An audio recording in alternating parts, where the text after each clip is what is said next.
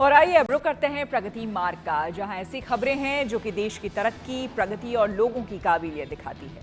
यहाँ आज हम आपको लिए चलेंगे नागपुर के कोराड़ी इलाके में, जहां थर्मल पावर प्लांट के आसपास बिखरी फ्लाई ऐश से वहां की जमीनें बंजर नजर आती थी।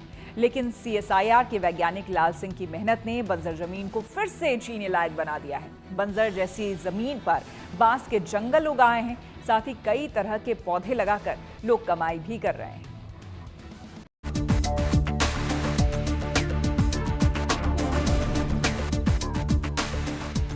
एक वक्त था जब ये जमीन चांद की सतह जैसी सफेद दिखाई देती थी।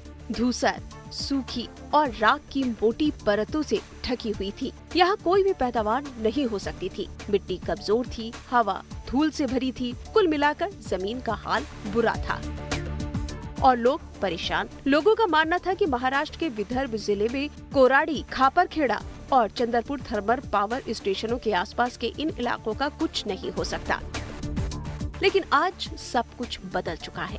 धूल भरी जमीन अब मुलायम हरी घास से ढकी हुई है। जहाँ तक नजर जाती है, बांस, नीम, करंज और दूसरे पेड़ों की लंबी कतारें पर्यावरण को जीवंत करती दिखाई देती है। कुछ पेड़ इमारतों जितने ऊंचे हैं। जहाँ कभी सन्नाटा और खालीपन था, वहाँ अब छाया है, ठंडी हवा है और पक्षियों की वापसी की आवाज है। अब इस पूरे इलाके को गुलजार कर दिया गया है। यहाँ पे पूरी बंजर जमीन थी, मतलब पूरे रखड़ थे। रखड़ में पूरे ऐसे घास वास थे कि हम कुछ नहीं उगा सकते, ऐसे लग रहे थे पूरी जगह। वो जगह हमने साफ की है। साफ करने के बाद गड्ढे खोदे। गड्ढे खोदने के बाद नेरी वाले सर लोगों ने आए, हमको झाड़ लगाने के लिए बताए। बाम्बू के झाड़ लगाओ, यहाँ पे बाम्बू के झाड़ उत्पन्न होंगे, ऐसे करके लगाने के लिए बोले। तो जैसे नेरी वाले सर बोले वैसे हमने बाम्बू के झाड़ यहाँ पे लगाए। यहाँ पे पेड़ पौधे नहीं हो सकते थे, मगर फिर भी महिला लोगों ने, हमारे नेरी वाले सर ने यहाँ पे बहुत सपोर्ट किया, इसलिए बाम्बू के ये हो गए, लागवड़ हो गई। यहाँ फ्लाईएश थी। हम लोग और लाल सिंह सर भी यहाँ तक फंसे हुए थे ये गड्ढे में। बहुत ही गड्ढे थे सर। अभी हमारा ये गार्डन बहुत ही अच्छा लग रहा है और हरा भरा है। इस इलाके की तस्वीर बदलने में सबसे बड़ी भूमिका निभाई है CSIR नीरी के वैज्ञानिक लाल सिंह ने, जिन्होंने आधुनिक तकनीक का इस्तेमाल करते हुए 1500 हेक्टेयर जमीन को नया जीवन दिया है और 5 लाख से ज्यादा पौधे लगाए हैं। CSIR नीरी ने एक टेक्नोलॉजी डेवलप करी, इको रिजुविनेशन टेक्नोलॉजी।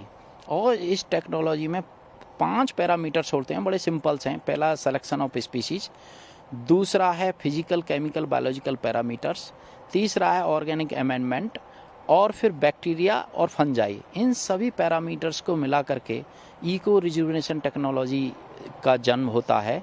और इस टेक्नोलॉजी के थ्रू जब हम पेड़ पौधों को लगाते हैं, सेलेक्टिव स्पीशीज को, तो स्पेशली बैम्बू हमने इसलिए चूज करे कि कम समय में इसकी अच्छी हाइट मिल जाती है।